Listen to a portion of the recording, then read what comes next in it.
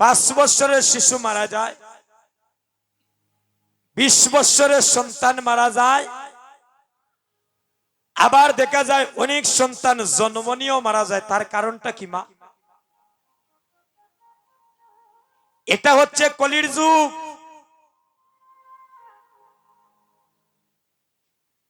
এই কলির যুগে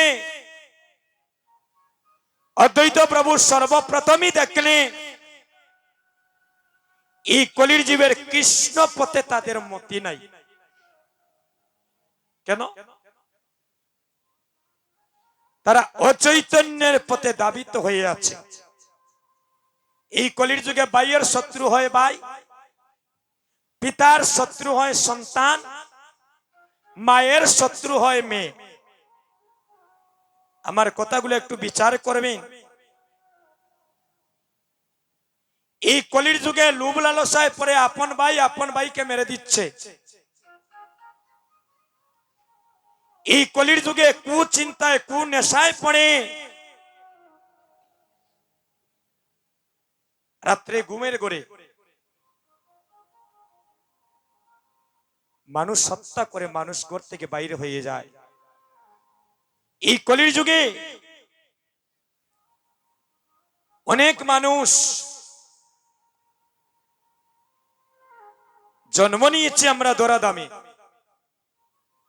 কিন্তু মানুষ হতে পারলাম না। মানুষ ত্রিবিধা, মানুষ বলিব কারে। মানুষকে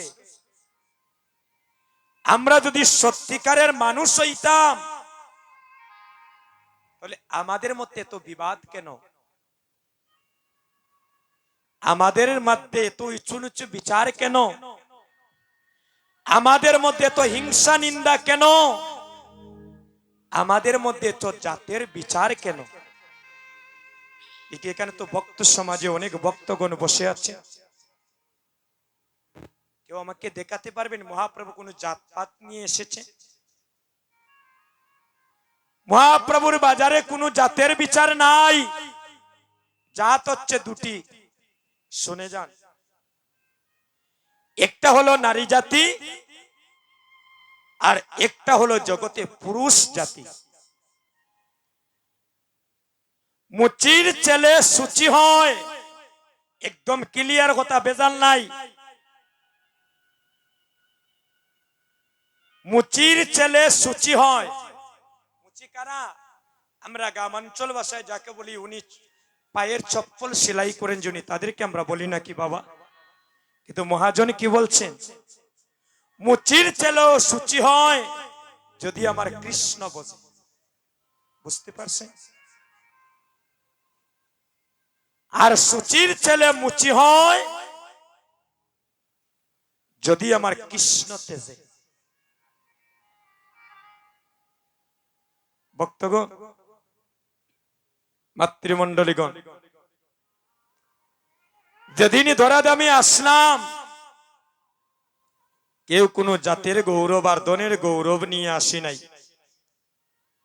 আসার সময় একটা নদী পাড়ি দিলাম, ওই নদীটার নাম হলো ভব নদী। আর যেদিন এই জগৎ থেকে চলে যাব দাদা, এই সুন্দর পৃথিবী ছেড়ে যেদিন চির বিদায় নিব,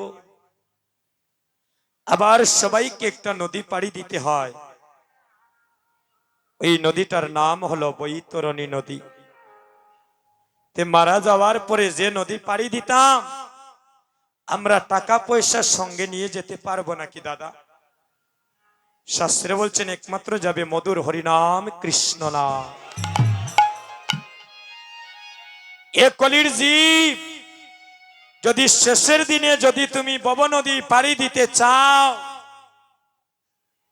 একমাত্র তুমি নাম আশ্রয় করো। এই নামেতে মুক্তি, এই নাম তোমাকে সেই দিব্যধামে নিয়ে যাবে। তাই বলছেন গতি নাই, গতি নাই, গতি নাই রে ভাই। আর এই কলির যুগে হরির নাম বিনে এই কলির জীবের মুক্তি নাই রে ভাই। যেদিন মায়ের মাতৃগর্ভে ছিলাম আমাদের সবার মস্তকটা ছিল নিচ দিকে, কেউ অস্বীকার করে এখান থেকে আমরা যেতে পারবো না।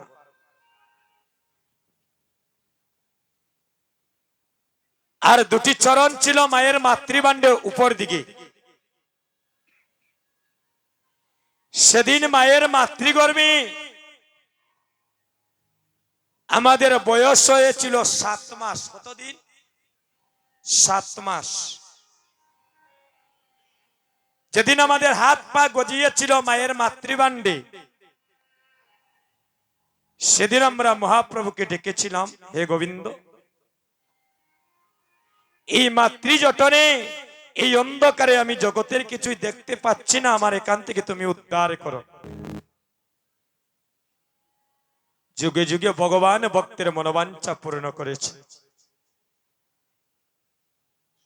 এমন কাতর কণ্ঠে সেদিন আমরা ডেকেছিলাম বাবা। সেদিন আমাদের ডাক শুনে দয়াল গুরুর গুরুরূপে মায়ের মাতৃভাণ্ডে এসে আমাদেরকে প্রথম বলেছিলেন, হে বৎস, তুমি আমায় কেন এভাবে কাতর কণ্ঠে ডাকছো?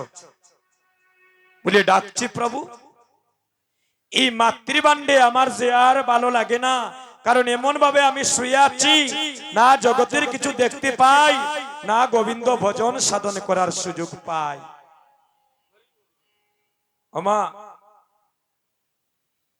আপনাদের ঋণ আমরা কোনোদিন শোধ করতে পারবো না মা। এই জগতে দুইজন মানুষের ঋণ কখনো শোধ করা যায় না। কয়জন? দুইজন। একজন হলেন গর্ভধারিণী মা, আর আরেকজন হলেন জন্মদাতা পিতা।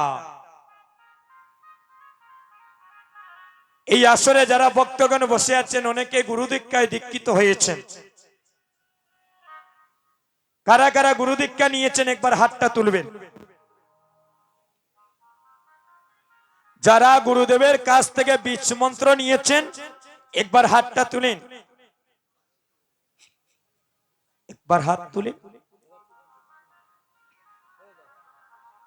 আমিও নিয়েছি মা, আপনাদের সাথে আমিও হাতটা তুললাম। কথা কি হলো জানেন? আমরা যে গুরু দীক্ষা নিলাম, এই গুরু দীক্ষা আমরা কেন নেই? এই দীক্ষাটা নেওয়ার কারণটা কি?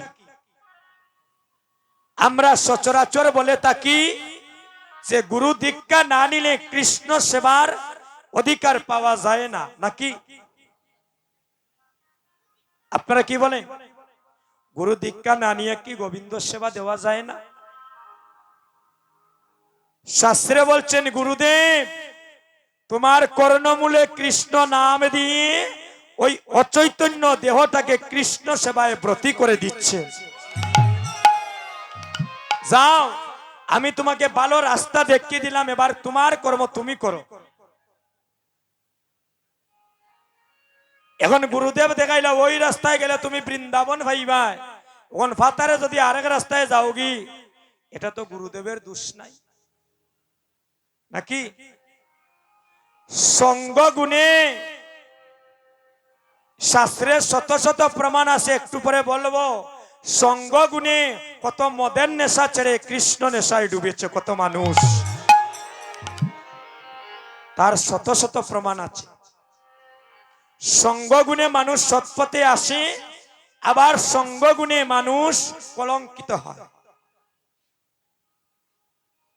সঙ্গ হলো দুই প্রকার, ভালো সঙ্গ, খারাপ সঙ্গ, নাকি? গুরুদেব বললেন, হে জীব, আমি তোমার কর্ণমূলে কৃষ্ণ নাম দিলাম, এবার যাও তোমার মানব জনম তুমি ধন্য করো কৃষ্ণ সেবায় লেগে। আচ্ছা, আস্তে। এখন মনে করে আপনার বাড়িতে আপনার গুরুদেব আসলেন, মন দিয়ে কথাগুলো শুনেন। আপনার বাড়িতে আপনার গুরুদেব আসলেন,